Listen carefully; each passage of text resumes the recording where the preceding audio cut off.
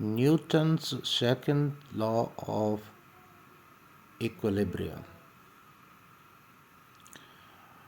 According to Newton's second law of equilibrium, the net force and the net torque acting must both add up to zero.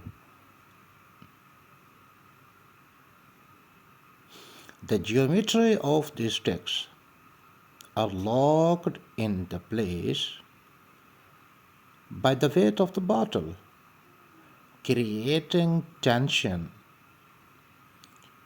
And for now, the center of the gravity is behind the edge.